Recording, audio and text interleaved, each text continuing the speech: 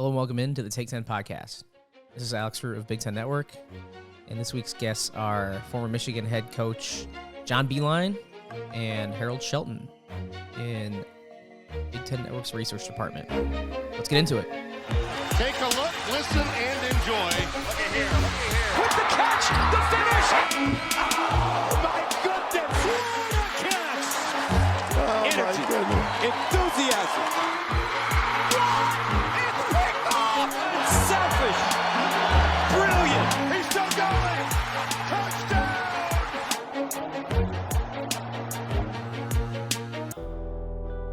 All right, like I mentioned at the top, we have John Beilein as our first interview. I'm sure you've heard the name. Most of you are likely very familiar with his resume. He was the longtime Michigan basketball head coach. 2 Final Fours, 2 national championship game appearances. Coached at West Virginia before that, and also was a head coach of the Cleveland Cavaliers in 2019-2020 season, and is now back at Big Ten Network as an analyst. So the man does not really need much of an introduction, but I'm excited about this interview. Talk a lot of Michigan and get a lot of his insights. So we'll get right to that right now. It's Take 10 Podcast interview with John Beilein. I am very pleased to be joined by a very special guest. He's a huge figure in college basketball. He's former Michigan Wolverines head coach and current Big Ten Network analyst, John Beilein. Coach, how are you? Good, Alex. Thanks for having me on. It's going to be fun. Yeah, really excited to have you on. And I just want to give you a welcome back to Big Ten Network because if folks remember, a lot of stuff has happened since March, but you were with us briefly last year for a day or so, right? Because I think everything was canceled either on your first day or your first week. What happened in your TV debut with us? Yeah, I was very excited about it because March Madness was hitting and I was doing nothing. And as you know, we've been very busy in March Madness the last few years. So when I got the call, I came in and did a total of 24 hours. I was at 24 hours, I think we were up running, where I did a couple of the first round of the Big Ten tournament, and then ready to do the Michigan game the next morning. I all pumped up. They called the game in warmups, and I got in my car and came home, and haven't really moved since then. So it's unfortunate everything that's gone on, but we're all going to survive it, and we're going to be better for it. And so's the network. So am I. Everybody. Yeah, here's to some better fortune this year in your second go around with the network. Like I said, though, it's an honor to have you on. Watch your teams, kind of my entire basketball viewing life. I remember watching, for the first time when you were at West Virginia. That's as far back as my basketball memory goes. So the first time I really took notice of your guys' teams was in March 2005, the Kevin Pittsnagel, Patrick Beilein era.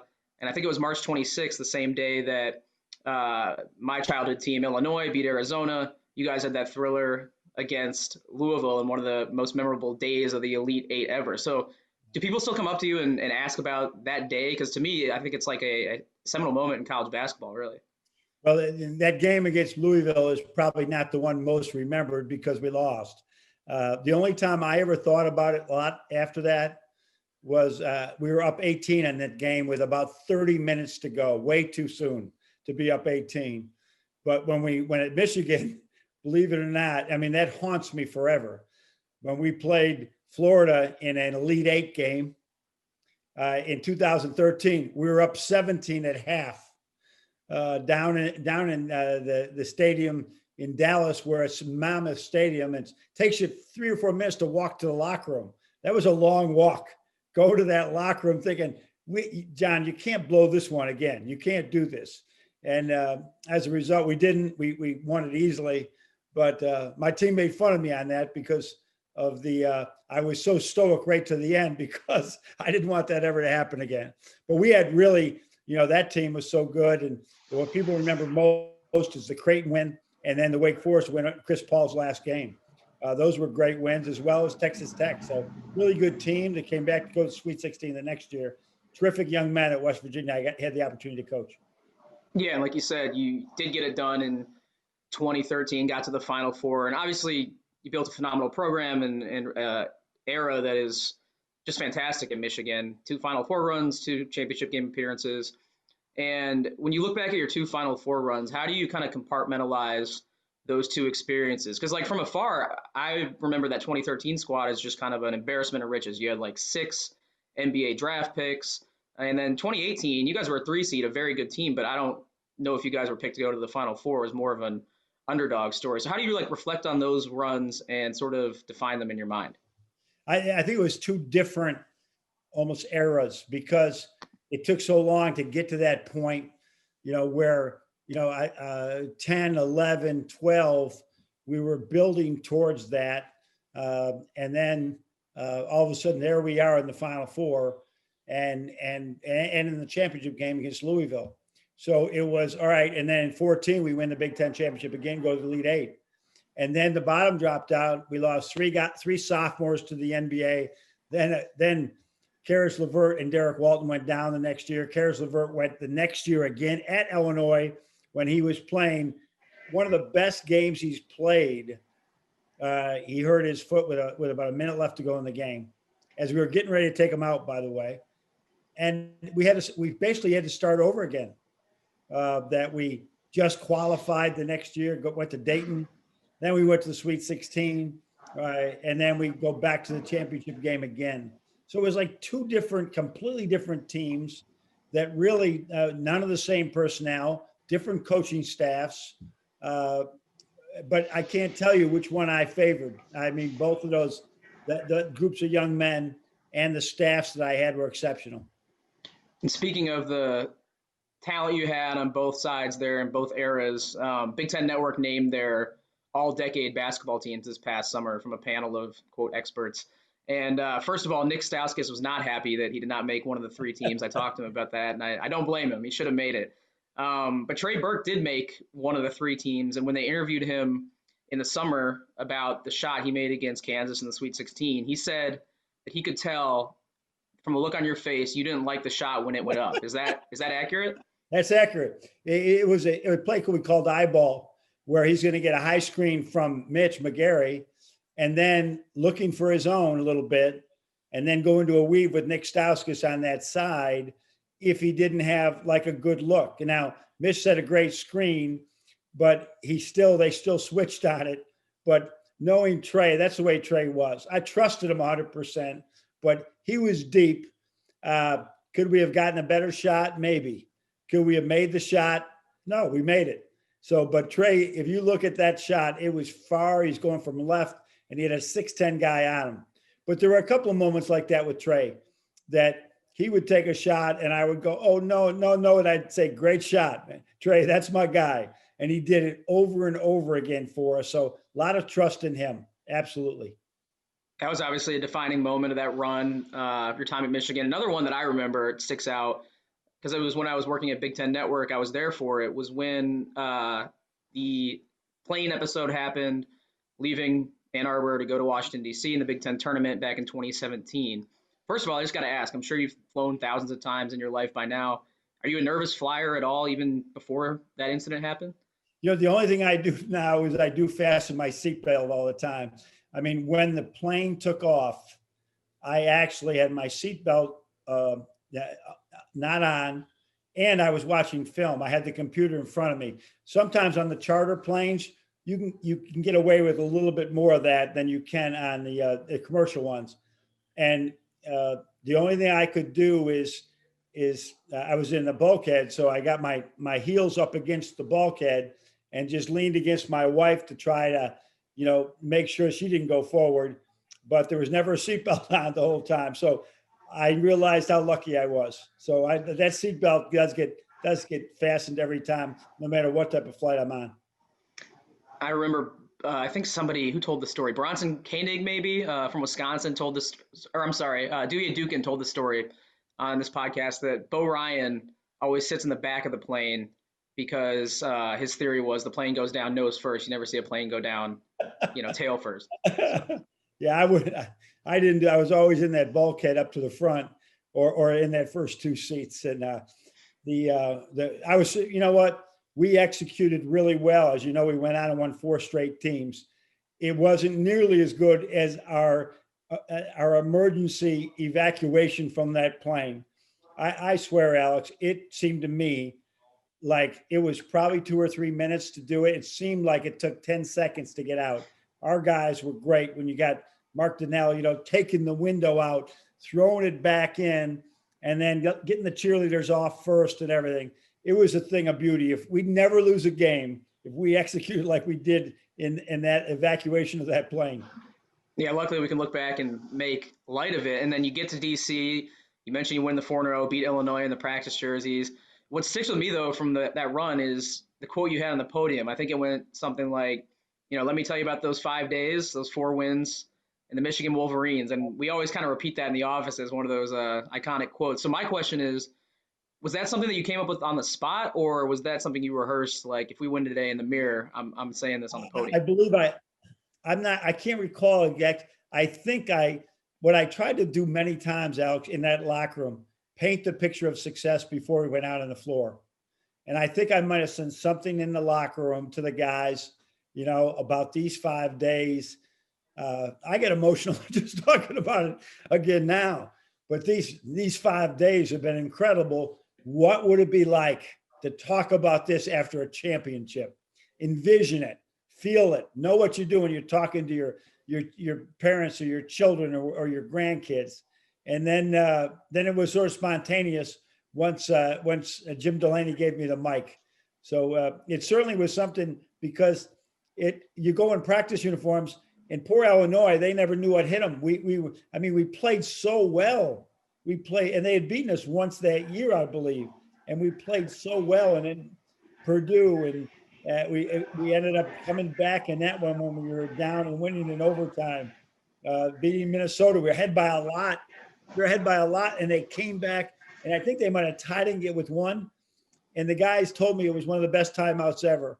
We didn't talk about basketball. We talked about what we had just been through, and what a great opportunity we had, instead of what are you doing wrong on defensive transition. And then Wisconsin was just to win that way. It was very emotional for all of us. And the next thing you know, we have a chance. We win a great game against Oklahoma State, and then and Louisville too. So a magical type of year. I'd forgotten about it until you mentioned it just now, but I remember after that Illinois loss that you guys took, and Maverick Morgan called your team white collar. That's my good friend from college, Maverick Morgan. I always give him crap about that comment, and he actually grew up an Ohio State fan, so I think there was some animosity there anyway. But that was always a funny little side note. Well, we'll be always indebted to him for that comment. It's a great lesson, but it changed. Our guys, when we played them at home that year, said, "Coach, we're wearing blue. We're wearing our blue. We're blue collar. We're not wearing that." So, I said Maverick's a young man, and he meant well, I'm sure. But my dad was a white collar guy, and I never saw anybody work so hard in their life. So it probably didn't even make sense. But at any rate, it motivated our guys. Yeah, Mav's a good guy. I'll pass along the message. No hard feelings. All right, so speaking of the Big Ten tournament, that was your first win out in D.C., first of back-to-back wins. I heard you enjoy playing at Madison Square Garden. Everybody seems to, but you especially liked it. Is that accurate? And why do you favor that venue so much? Well, I grew up a Knick fan, watching in the old Garden, watching them play, and then the new Garden, and that was special being from upstate New York. But we played there several times in addition to the tournament. It's such a strong alumni base for us, New York City. Now, that whole tri-state area there's all kinds of Michigan fans and alums there. So whenever we played in the Garden, we felt like it was a home game. And if anybody was there with us in that run in 18 through the Garden, they would know. The Purdue's, and the Michigan States and Iowas and Nebraska, we had a win 4 on that one too. That they could tell that was a Michigan home court for so many of us because of the great support we get in that area. Yeah, one of my favorite environments I've ever been in attendance for was the Saturday afternoon semifinal, Michigan State. That was just an electric atmosphere. So many alumni, you could tell. Yeah, yeah, and Michigan State has several as well. But yeah, that was really great. That was it was no. I remember shaking Tom Izzo's hand beforehand, and he shocked me a little bit because they were such a good team. Because I said, Tom, I think you can win the whole thing, meaning the national championship. He said, me, it's your team that I think can win the whole national championship. And it just goes to show how you look at your own team, and others may appreciate it while you're still trying to develop it. And both of us had really good teams. It's a shame we both couldn't, win the national championship that year, because I think either team could have, and including 19. Both teams could have won the national championship in 19 too. We were both really good teams in 18 and 19. Yeah, and key piece on those teams in your later years at Michigan was Duncan Robinson. He's a huge story, especially in his rookie year in Miami. What was it like for you just observing from afar, watching him start in the NBA Finals, these past few months ago, knowing yourself what it takes to compete at the NBA level, having coached at that level, and being the guy to pretty much discover him, bringing him to the Division I level from D3? Well, we're fortunate right now to have a lot of guys in the NBA. I mean, a lot of people. And so I'm proud of every one of them. There's no question. When you look at how Karis LeVert worked through his adversity to get where he is, DJ Wilson, very similar. There's so many guys there that we really feel so good about because of their success, not only in Michigan, but in the NBA. On the other hand, Duncan, right? Our coaching staff was excellent at Michigan, but we're probably getting way too much credit because Duncan did a lot of that himself. He really worked at his game so much. A guy named John Sanderson, our strength coach, who Adam Fletcher at Illinois, I know you're an Illinois guy, is his understudy. He developed Duncan, and then Dunk took it further as far as quickness and cutting and all these things. And make a long story short, I'm so proud watching him, but all our players, that are currently in the NBA.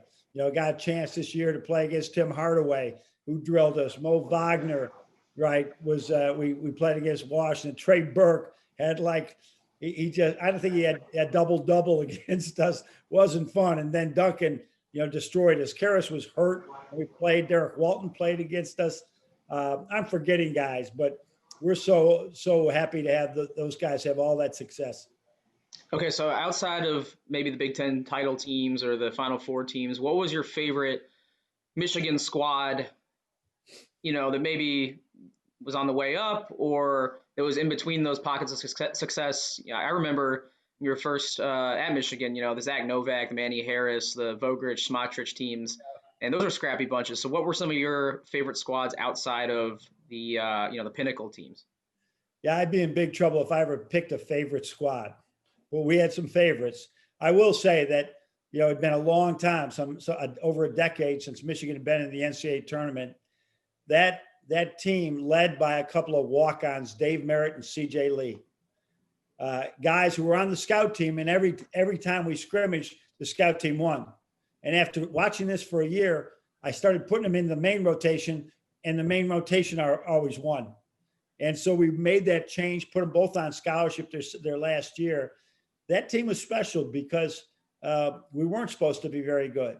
The team, when Tim Hardaway was a freshman, before Trey Burke even showed up, right? When Tim Hardaway and Jordan Morgan and John Horford and these guys were all freshmen, Zach and we ended up making the NCAA tournament. We were picked 11 out of 11 teams. We lost to Duke by this much in a second round game, and it started out 1-6 in the league. That was really a special team too, because they were so gritty. They weren't pretty; they were gritty. And then, of course, all those teams that had all the success in the NCAA tournament or Big Ten champions.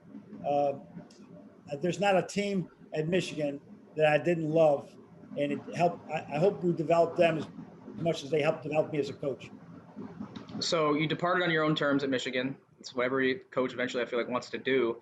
So, did you have any advice or anything you left for Juwan Howard when he took over? I mean, traditionally the president leaves like a note or something in the Oval Office. What did you have for Juwan on your way out, his way in? No, we talked, and I had, Ward Manuel knew how I felt about Juwan, that he'd be a great pick. I had my own staff there. Any of them would be great, would have been great picks as well. And Juwan's something special, however. So I was 100% on board with that selection. And we just talked. We had been friends for the last 5 or 6 years. No, really, my whole time in Michigan. He was one guy as an alum, as a member of the Fab Five, went out of his way to reach out, would show up, every now and then, maybe every year or close to that, just to talk basketball. So I was really excited for him. He knew that, we had a lot of pieces coming back, but he's his own man. He wanted to establish his own culture. And oh my goodness, they've done a great job. I love watching this 2021 team. This is going to be a really good team. The ball does not stick. It moves like some of our best teams. And it's really going to be fun for Michigan fans. Don't sleep on this team. This team is good.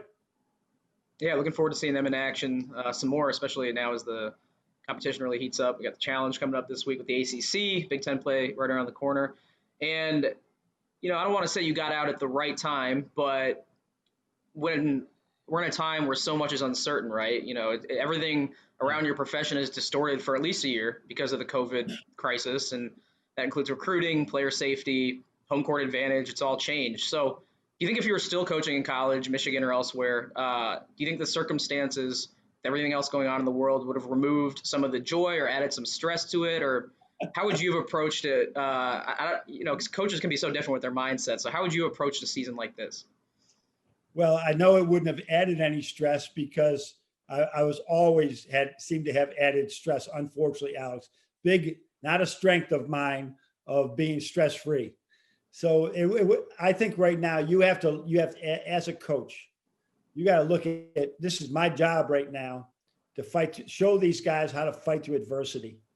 I mean, so many of these guys growing up the way I did, a 19-year-old kid during my generation had a chance to go to college or go to Vietnam, and you're laying in the jungle over there where it's an incredible amount of adversity compared to what we have to go through right now. We embrace something in Michigan that Bo Schembechler championed called sudden change, and I think when we had the plane crash and we're standing off the runway, just couldn't believe what just happened. My guys are saying, "Sudden change, coach, sudden change."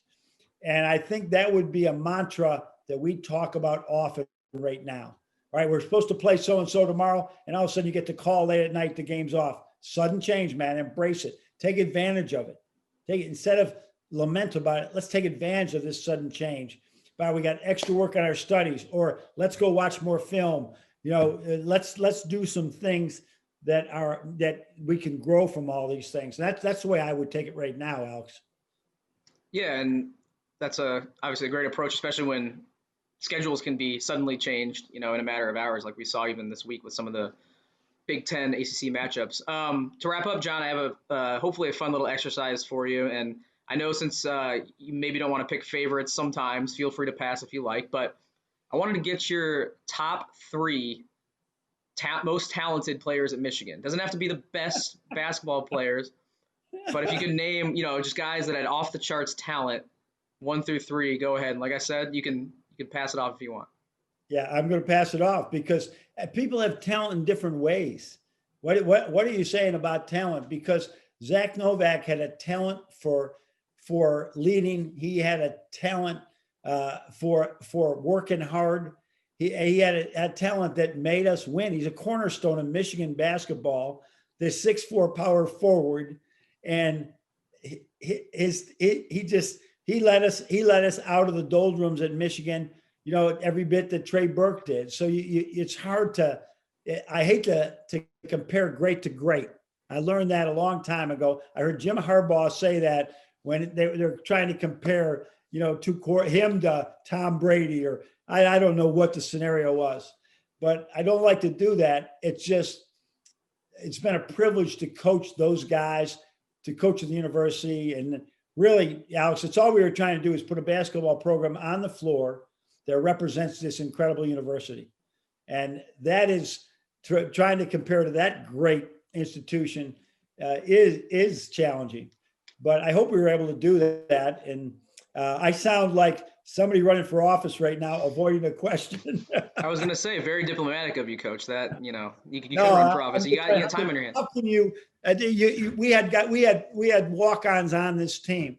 Whether it's a Josh Bartelstein on the team, Andrew Dockage, Sean Lonergan.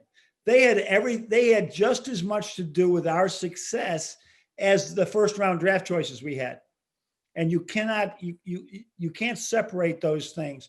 Rudy Tomjanovich told me a long time ago in our first year, you're not amassing talent, you're building a team. And we were very intentional about building a team all the time. And each one of them were great pieces to our puzzles. I appreciate that answer. Truly, because I love to hear coaches, give everybody the credit. The last question I'll have, it's also a top 3 list, but it's not anything that you need to hurt anyone's feelings for. It's more of a conventional basketball question. So we did this with Tim Miles, I think last season. If you could build out a college basketball staff, you're the head coach, you get your pick of 3 assistants from the current pool of Big Ten coaches. You could play to their strengths. One could be the recruiter, one could be the guy who runs practice. But you get 3 choices. Can you pick 3 from the current Big Ten pool of coaches? Oh man, that would be tough too. The experienced one, the ones that I've been with the longest, Matt Painter, right, Tom Izzo, and there's been some changes now. So I'm thinking about who probably is the next who's been there the longest time. And I can't recall that right now, but I mean, those 2, I would start with those 2 because of the consistency that they've built at both those programs. Greg Gard's been there a while now. Pardon me? I said Greg Gard is like one of the top, most longevity now too at Wisconsin. Yeah, but it's only been 4 or 5. Those guys have been there since I was 12, 13 years. I guess I was the next most tenured of all of them. But I would start with those 2 just because they do it all. They have innovative offensive. Their teams always play defense. They recruit with integrity and honor. And it sets a mark for the entire league. It just sets this mark for the entire league of this is how we do our business in this league. So you get new coaches and they see I learned this quote the other day from a guy, Marcus Collins, a teacher here. He says, integrity is a light, send a signal. Integrity is a light, send a signal. And Matt Painter and Tom Izzo send signals wherever they go on do things the right way. And those are the type of people you want. Yeah, I should be their assistants, that maybe I could help them as an assistant, because they're just so good. And you don't last in the Big Ten unless you're good. This league demands excellence from their basketball coaches. And as a result, for those 2 to do what they've done is amazing. And my hat goes off to them. Yeah, it's interesting. Like when you look up, and those guys have been there 15, 20 plus years. And the rest, like you pointed out, are 5 years at most in their current jobs. And it's a lot of good coaches, but it's just not as, since you've left and some others have departed, it's not as, long for the job as it once was in the Big Ten. Oh, I think everybody has changed in the league since I came in 2007. Everybody has changed, but those 2. So, and including me now. So, and I'm just telling you, this is a coach's league now. I mean, when we would get in these matchups you see it, they're playing against other conferences. Now, they don't guard like the Big Ten does. They don't score like the Big Ten does. They don't have it's just different. When you get out of conference, the Big Ten day in, day out is so good. And Matt and Tom have set that precedent for everybody. And all the rest of us coaches were trying to be like them. You want a program that's always there, and Purdue and Michigan State have been able to do that. Well, Coach, that's all I got for you today. I really appreciate you coming on this show. Looking forward to working with you more this year. I think I can speak for everyone when we say we're glad to have you back involved with Big Ten hoops, and we're looking forward to see what coaches like Izzo and Painter and the rest of them can do this year. Yeah. So I don't want to, like, you look at the most stable programs. It's not just those. Wisconsin is. I guess Wisconsin's got to be in that group because of the fact that, but they just had a change in coaches, and Greg Gard is as good as it gets. But there's so many good coaches. Everybody. I love watching the programs grow and people sustain even when they have seniors or guys go pro or transfer. They're still good. I love it. So honored to be on here, Alex, without a doubt. And I look forward to doing it again. Thanks so much, John. Okay, thank you. All right. Thanks once again to Coach Beilein for joining the show. Really cool to have a guest his magnitude on the show. Cool to have him back at Big Ten Network as well for another year. Just one of those people who, you see them for a long time from afar on TV and growing up and operating their profession, and you're like, man, that seems like a nice guy. I'm sure, and I would like to think that he's just as nice in person, and every interaction that I've had with him so far has lived up to that. He's couldn't be a kinder guy, and was definitely nice enough to give me 30 minutes or so for this interview, and really cool and enjoyable experience for me. So hopefully we can have him on again at some point, maybe as we get closer to March Madness, and looking forward to working with him on other projects here at Big Ten Network as the season goes along. So thanks again to John Beilein for jumping on. We'll now get to Harold Shelton, BTN's manager of research, Big Ten Network's manager of research. He is a regular guest. If you've tuned into the show before, you've likely heard him on. Usually get him on during football and basketball season to take us through the matchups, some of the stats and numbers behind the matchups. Really, the segment started as a way to integrate kind of his packages of notes that he sends along as our manager of research. He sends all these in-depth, matchup notes and numbers and stats and analytics that go along with games. And we had a stats integration as part of the segment originally, but really Harold, on top of being really talented at conveying some of his more advanced stats or what the numbers might mean for a matchup or a game or a team, he's just good at talking ball and really good at just having a casual conversation about sports. And it's harder to do than you think, especially, people who are trained professionals who do this for a living and talk hours and hours a day. In my opinion, Harold's right up there with him and can easily make a living talking about sports. So we're lucky to have him on the show, just as kind of a side hustle for both of us to move this podcast forward. So we'll get to Harold right now, and we'll break down Big Ten football, Big Ten basketball, everything going on in both of those worlds. It is Tech 10 Podcast discussion with Harold Shelton. All right, I'm very pleased to be rejoined by Harold Shelton, BTN's manager of research, in-house stat head. H, how you doing? It's been a week or two since we talked, so every week there's been a lot that's changed. How you holding up with the rapidly changing circumstances in both football and basketball?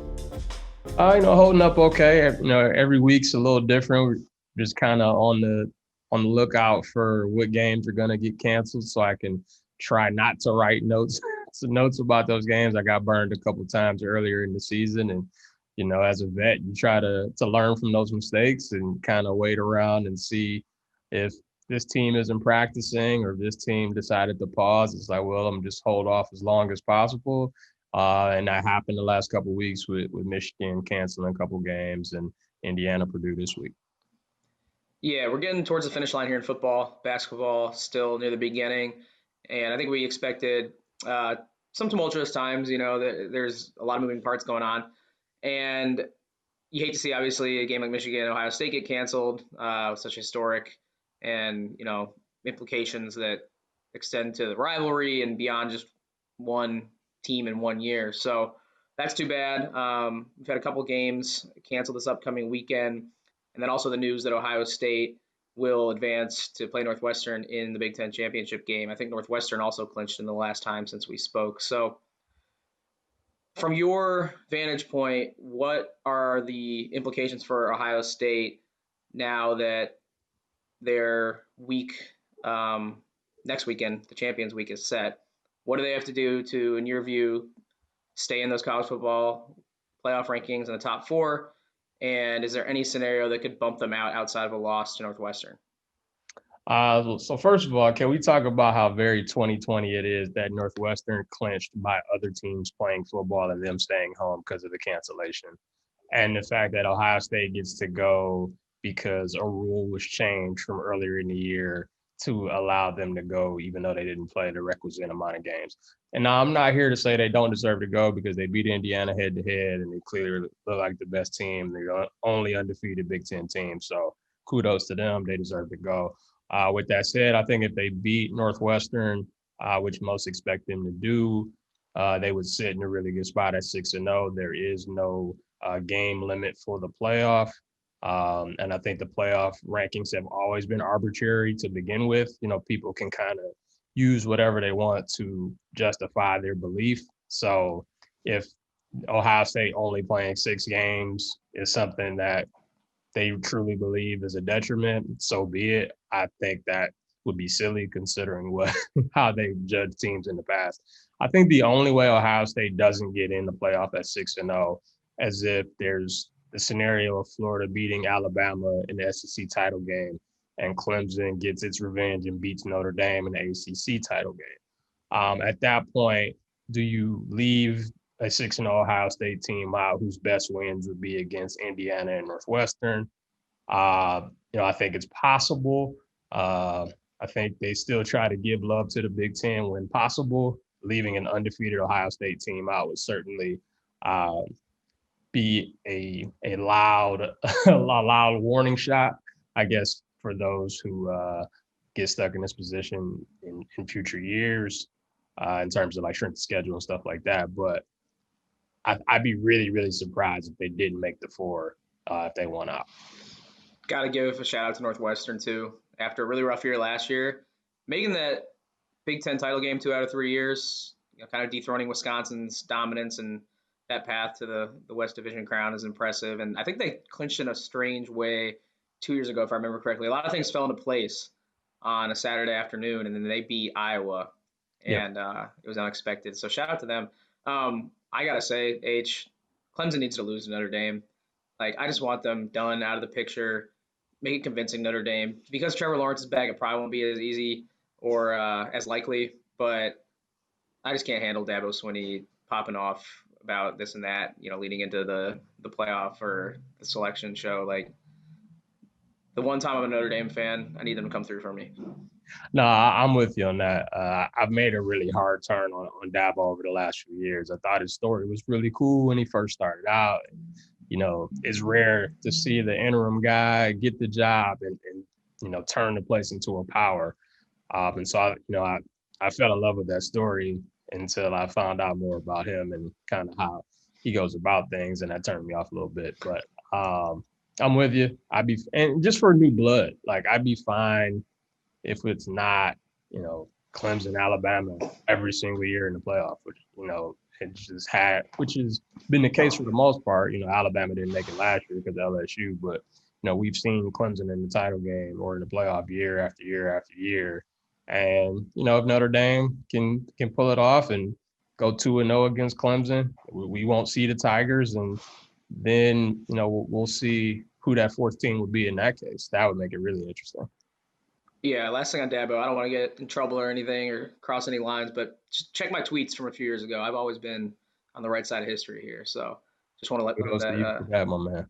Yeah, I just want to get that out there and on the record. All right, H. So looking ahead to this weekend, with obviously the marquee event getting canceled, what is there to look forward to for college football fans, Big Ten fans? What are some games with implications this weekend, especially heading into a unique year and a unique weekend on December 19th with the Champions Week matchups?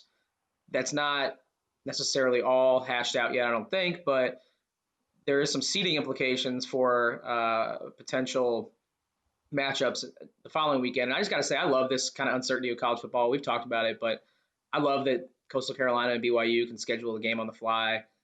College football is way too regimented for me at times, where you're scheduling 10 years out. Like, I think Champions Week should live on every year in Big Ten football. I'm casting my ballot now for that. Yeah, I mean, from a work standpoint, so it's a little bit more for me to do. But I think just as a fan, it's certainly a cool idea, and I'd like to see it through, past 2020. I think the biggest game now with Michigan, Ohio State off the table is Iowa, Wisconsin. And so I'm glad that we're still getting a couple rivalry games in this week, even though we've got the Bucket game canceled. We've got Michigan, Ohio State canceled. We saw Wisconsin and Minnesota canceled a few weeks ago, but we're still getting some. We still get the Heartland Trophy in. We still get, the top hat with Land of Lincoln. We still get, personally, my favorite trophy in all the sports, the Land Grant Trophy between Penn State and Michigan State. So we're still getting those games. But I think Iowa, Wisconsin is certainly an interesting one. And it's been really surprisingly one-sided. Iowa's been great in trophy games, the last 5 or 6 years, but they've lost to Wisconsin each time. Kinnick is supposed to be a place where, teams go to die. Wisconsin is not one of those teams. They've won 5 in a row there. And kind of similar to Northwestern, for whatever reason, they aren't scared of Kinnick. They play well there. They're very comfortable there.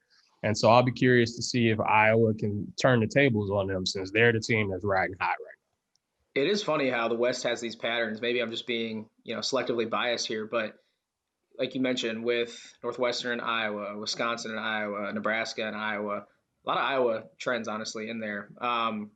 For a while, it was Wisconsin and Minnesota with the Axe was all one-sided. Like, it seems like there's a lot of trends in these matchups. Northwestern Illinois has been one-sided for a while. And a lot of that is just, programs being better for long stretches. But there are some hidden in there that are tendencies that are just interesting. I don't know if it's because the coaches have been around for a while, like with Kirk and Fitz, but I feel like as a stats guy, you're the one who has pointed these out to me. So. Yeah, the Wisconsin, Iowa, and Northwestern Iowa ones are certainly interesting because, in some cases, I think Iowa has just been a better program than Nebraska, and Northwestern, for the most part, has just been a better program than Illinois. And so those kind of play out. But like Iowa, Wisconsin, I mean, every once in a while, Wisconsin would be drastically better, but they're pretty similar. Makeup wise, record wise, they're pretty similar. Like, maybe Wisconsin's been a little better than them, but on the field, they seem to always beat them. And so that's really weird to me when you have two teams that basically play a similar style of football. You would think that would be more of an even split, and it certainly hasn't been. And even more so for Northwestern. They aren't as talented as a Wisconsin or an Iowa, but they're so well coached and they play such good defense that they find ways to win those games. And so, the fact that we have these trends, considering the types of teams we have, is really interesting. All right, last question I have before we move on to basketball, and this is truly coming from a point of ignorance because I've been so swept up that I just haven't really thought about this topic. What's going on with the bowl games? I've seen some get canceled that are traditional, like the Sun Bowl, but I haven't heard anything as far as the bigger bowls getting moved. Obviously, the college football playoff is in place and plans to go ahead. Seems like the New Year's Six would do the same. What's going on? Like, does this weekend have bowl implications? What's the threshold that teams need to meet to qualify? Is it all just kind of up in the air? What's going on? See, it's interesting you asked that because before the season, the threshold, normally it's you have to win at least 6 games or, at least be 500. They got rid of that this year. And so you're thinking, of the 127 teams that are playing this year, like all of them are eligible. Doesn't matter. But they've canceled so many bowls that you wonder how many teams are actually going to be able to make it. And, the Big Ten usually has 7 or 8 bowl ties every year, but the Holiday Bowl got canceled. And I believe the Pinstripe Bowl got canceled. And I think there was one other one that got canceled. And so then you wonder, if we don't get multiple New Year's Six teams, will we only get 5 or 6 bowl teams when we're used to getting 8 or 9? I think that part will be really, really interesting going forward. Hopefully, Indiana, Iowa, if that winds up being the matchup next week in the second best team in the East versus second best team in the West Champions Week, maybe the winner of that game has the outside shot at a New Year's Six bowl, assuming Ohio State can make the playoff. I think that game could wind up having a lot of implications. But other than that, I think it's 2020. We're just gonna find out and see what happens as the days go. We still got the saying, one of my favorite sayings, get the purple to Pasadena. That's still alive. Absolutely. It could still happen. Well, maybe not this year. That's a Rose Bowl's a semi this year. So wait a minute, though. But there's still a Rose Bowl, though, that is the Rose Bowl game outside of the semi, right? No. So unfortunately, this has always tripped me up. I'm so confused with the tie-ins to the college football playoff. I thought they'd do the Rose Bowl as the CFP semifinal and then traditional Rose Bowl game, but it sounds like I'm just getting my ears mixed up. I'm totally confused on this. Right, because if you remember the year Ohio State won the whole thing, they were the Big Ten champ, but they had to go to the Sugar Bowl to play Alabama. Right. And Florida State, Oregon played in the Rose Bowl. So the champion will still get a New Year's Six bowl, but it might not be the Rose Bowl this year. Now, if Ohio State happens to be the second or third best team, if Alabama still won, you assume Alabama go to Sugar Bowl. Maybe Ohio State can go out there to Pasadena in the Rose Bowl as the number 2 or number 3 seed. But if that's not the case, then it might be another year they win the league and then have to go to New Orleans. I think I was thinking of there could be 2 Rose Bowls when the Rose Bowl is the host of the championship game. Yeah. That way you have your Rose Bowl and then the final. Mm-hmm. See, I do this for a living and I still can't get it straight. I also a lot of moving parts. I also am just noticing big first world problems here. Nobody is going to listen to this and is going to feel bad for me. But this year, the semis being in, I believe, New Orleans and Pasadena for the Final Four, and then the championships in Miami. Right. Bad year to be on the travel ban list. Yes. I was thinking about that the other day. I'm like, well, think about it. It's even worse for a team. Like, say Indiana made a New Year's Six and they go to Fiesta and they don't have fans. So you couldn't even go if you wanted to. Or like Northwestern, I don't think the championship game is allowing fans. And so, right, second time in 3 years you get to go, but this time you can't go with fans. So I guess it's a tough year for teams who have had special years, like maybe even a Coastal Carolina, if they somehow got into New Year's Six as at large, could they even have fans go? It's just that kind of year to be. Like you said, it is frustrating to be on a travel ban list. Yeah, let's get the world back on this axis, and then we'll worry about those small potato complaints. Exactly. But let's move ahead to hoops, Harold. It's been a really exciting start, I think, for the most part in the Big Ten. I think the Big Ten has done a really good job so far. Like, most of the cancellations have been not a fault of their own, external. It's usually been opponents that have been the cause of the cancellations. And it seems like the Big Ten hoops teams have done a really good job just keeping their houses in order. Obviously it's an unpredictable thing, but I do think it's not a coincidence that it seems like the testing program is very consistent in the Big Ten and on those campuses. And it's kind of bearing itself out. Once you have these smaller groups, smaller traveling parties, 20 to 25 people, easier to contain it. So obviously we saw some unfortunate cancellations in the Big Ten ACC Challenge. First of all, I'm sorry about your Spartans, man. Yeah, it's really messed up for them because they were on a plane. They got to Charlottesville, and then the game got canceled. And so they had to stay overnight and then go back in the morning and get back to practice. You wish you could find out that news before you go down there to begin with, instead of just taking a meaningless trip. But yeah, I wanted to see that, and I was curious to see how many Hauser brother mentions we were going to get from the broadcast, with Joey being at Michigan State and his brother Sam being at Virginia, both transferring from Marquette.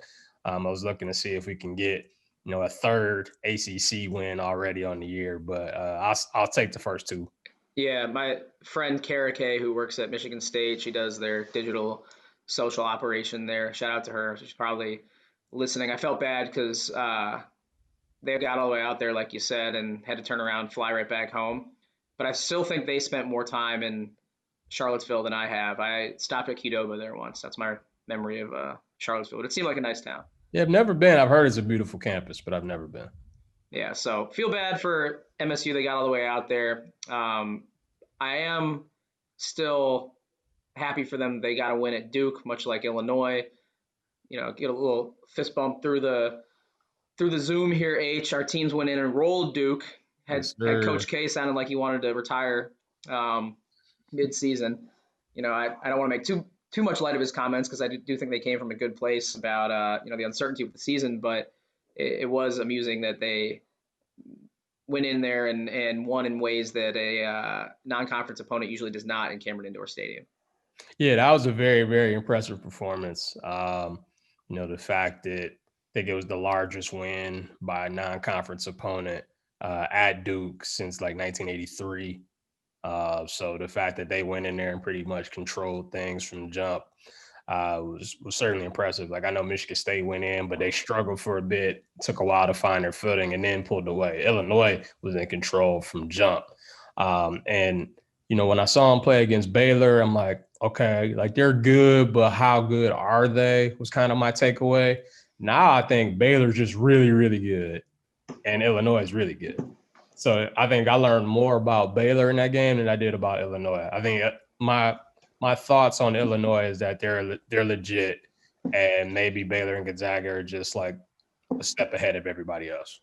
Yeah, I think Michigan State and Illinois both alleviated some of my concerns early. Like there's been stretches where the play has not been stellar for both teams, but they've been able to turn it on at certain points. Like Michigan State just goes on these runs where they look unstoppable. It's still very early.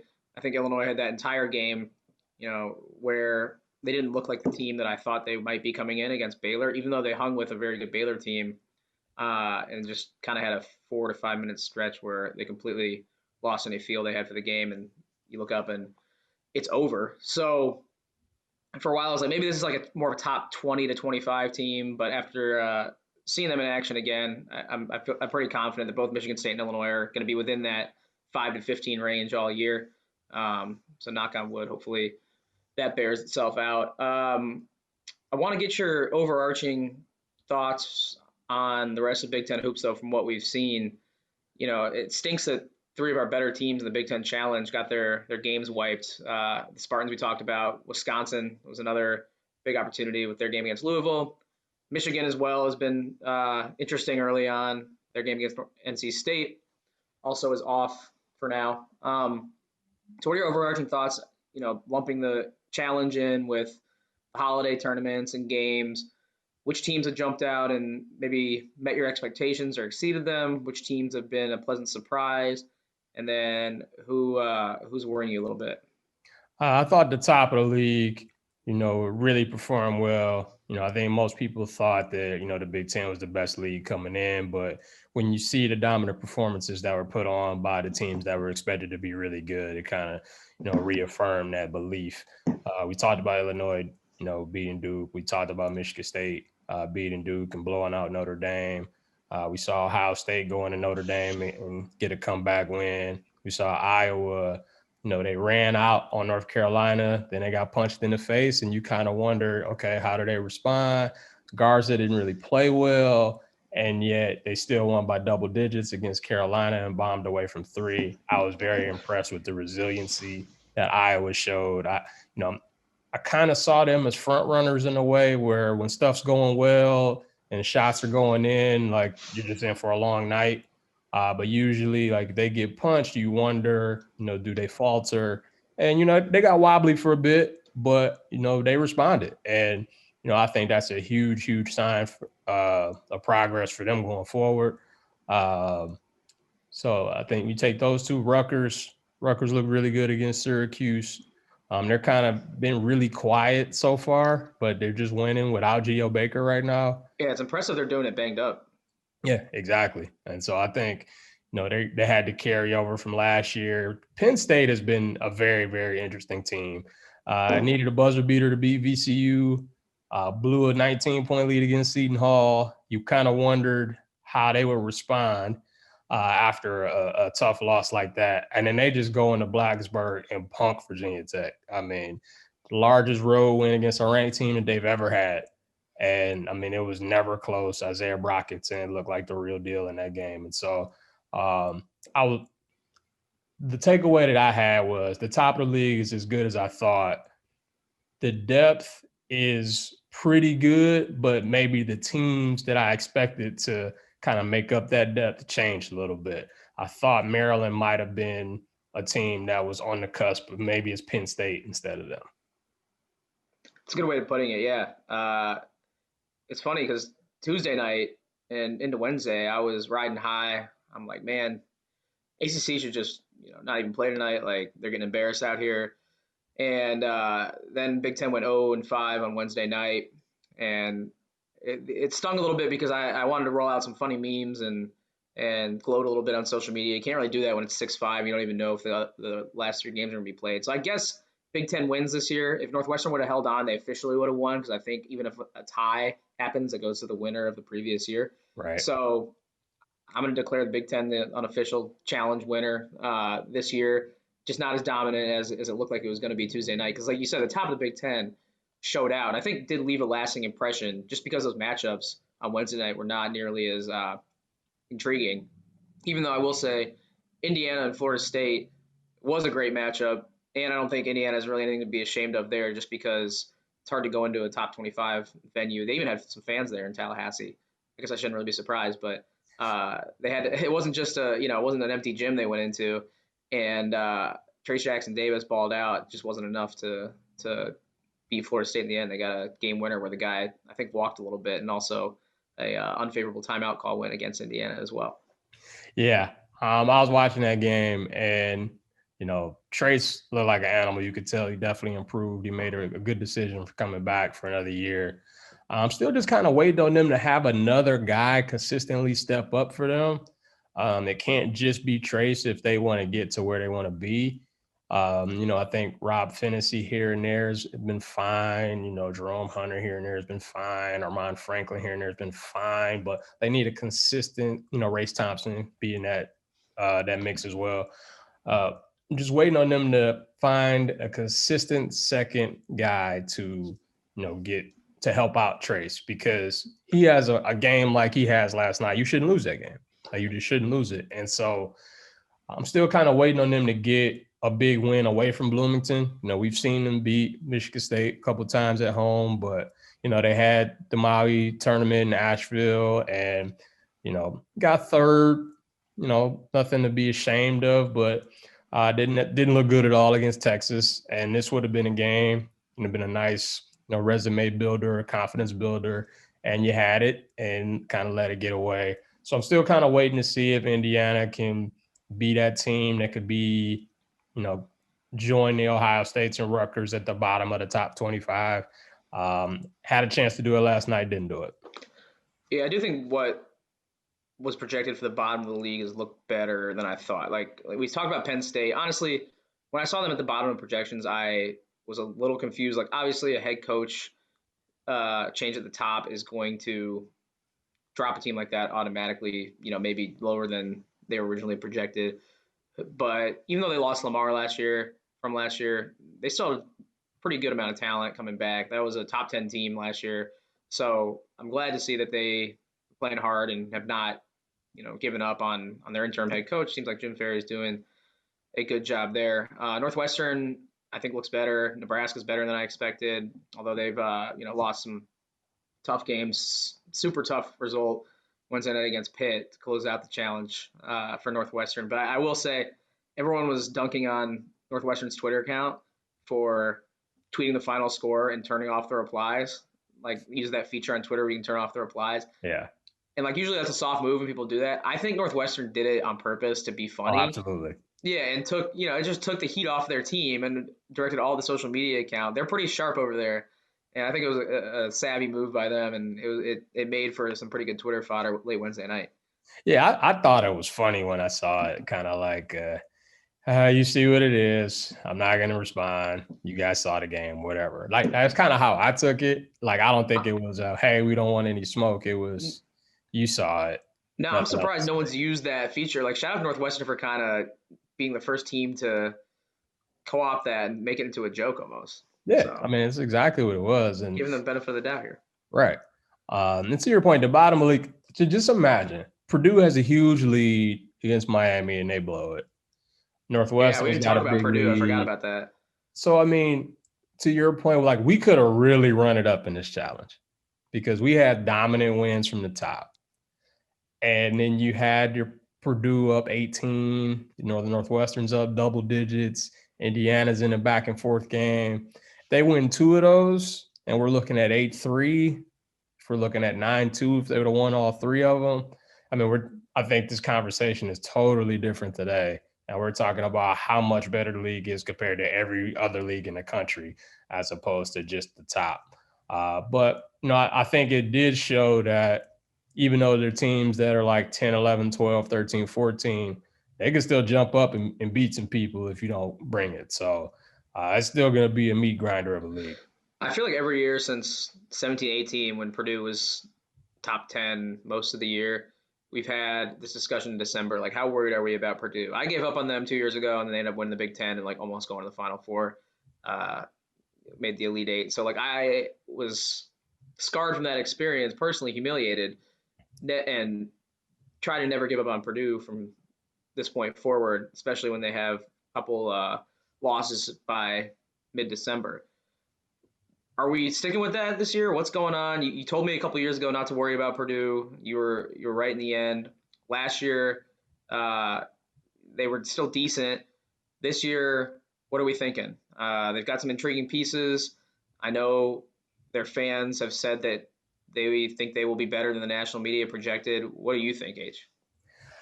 I feel like they'll be similar to last year. I'm still kind of waiting on Trevion Williams to take that next step and be the guy. We saw the performances he had in the past, like the Michigan game last year. He was an absolute monster, even though they lost that game. Yeah. But we just haven't seen that consistently from him. And I think their guards need to be more consistent. 2 years ago, I wasn't worried about them because they had a Carson Edwards and they had vets around them. And, Matt Painter, being the great coach that he is, was able to make it all work. I just don't know if they have enough scorers to, have a run like that. I feel like they're more of a bubble kind of team, just too inconsistent offensively. Sasha Stefanovic looks great when it's going in, but when it's not, he's kind of just another guy out there. And I feel like they have a lot of those kind of guys on that team.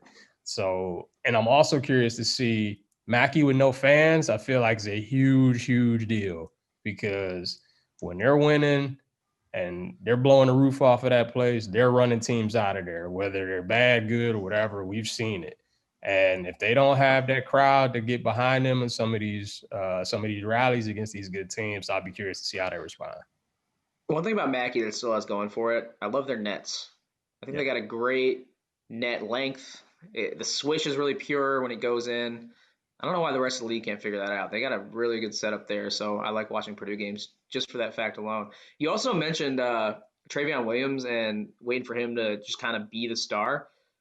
I feel like we've said that the last 2 years, and like even this first year, Purdue always just slides in a giant 7-footer to just distract us. And then we're like, oh, this guy's 7'2", 7'3". It was Haas in Trey's freshman year, and then Harms obviously last year, and now we got Edey, who I think is taller than both of those guys. Yeah, he's and 7'4". It's wild. I don't know where they get these guys. I was just gonna ask you. Do you know where they're getting these guys from? Because it seems like every year, they're getting multiple 6'10" guys on the floor and usually talking pace and space and spreading it out. And they're like, nah, give me all your centers. Like, I want all your big guys.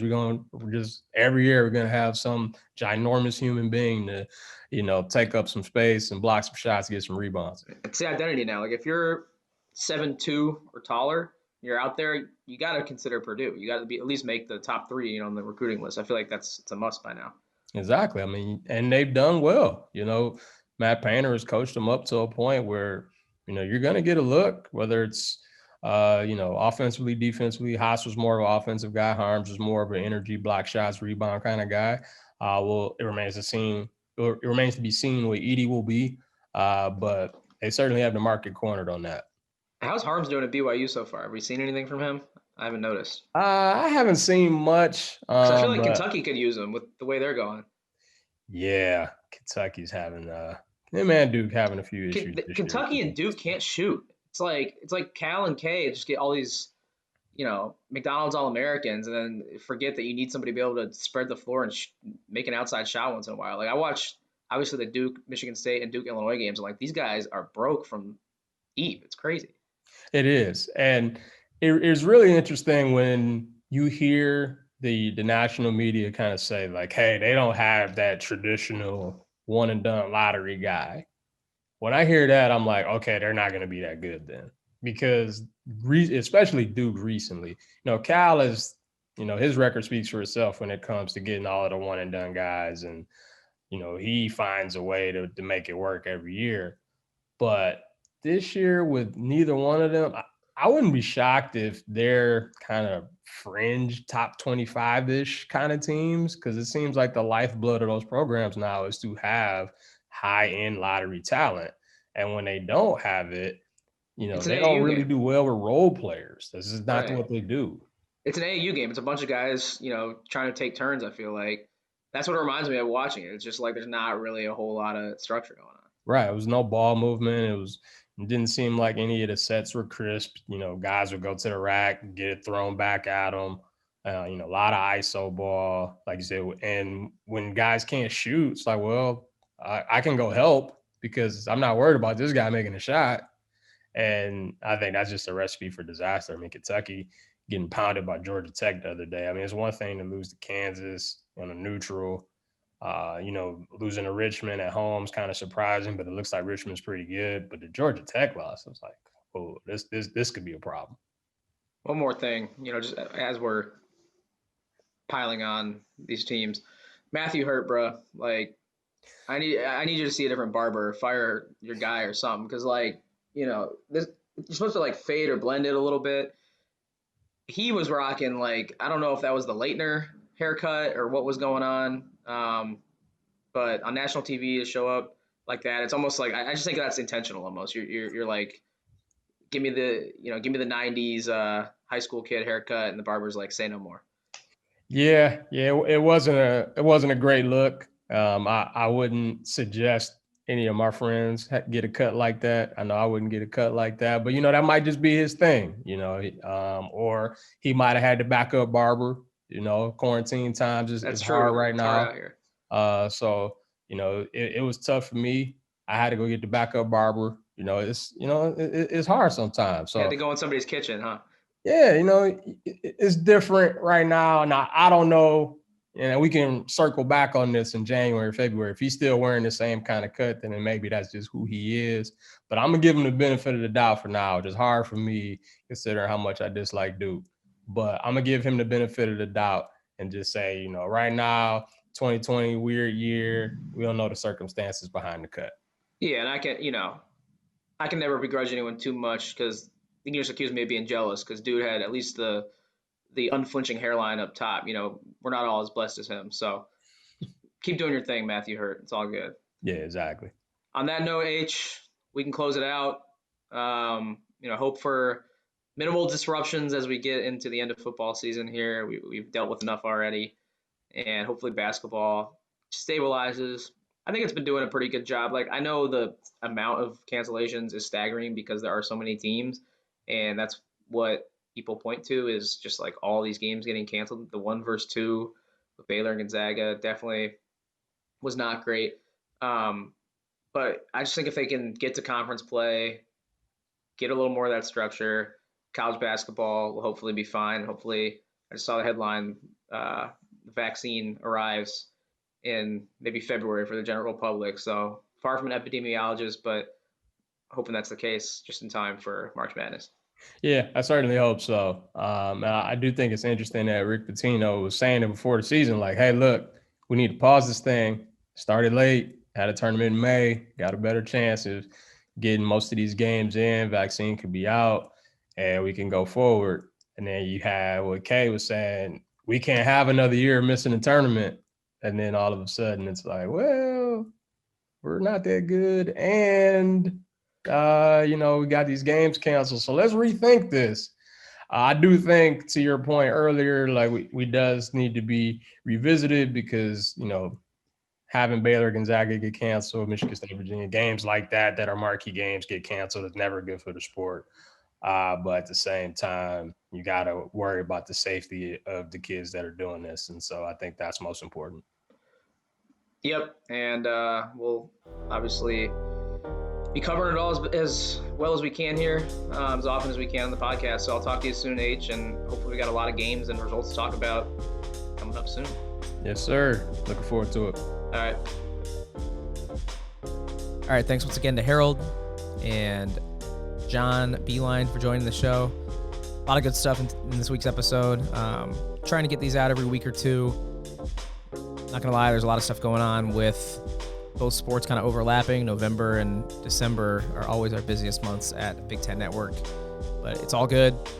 Continue to churn these out as fast as possible, as fast as we can get guests, and continue to adapt and observe and root for what's going on in Big Ten sports, and feel lucky to be able to do it right now, especially during time, a lot of uncertainty across the board. So excited to have these sports on our screens in December 2020, and glad to be in your AirPods, your earbuds, your headphones as well. Continue to do the podcast, and don't forget to subscribe if you haven't already. Please do so on podcast platforms. You can find us on your traditional platforms like your Apple Podcasts, your Google Podcasts, Spotify, Podbean, and if you want to see us on your screens as well, you can do so.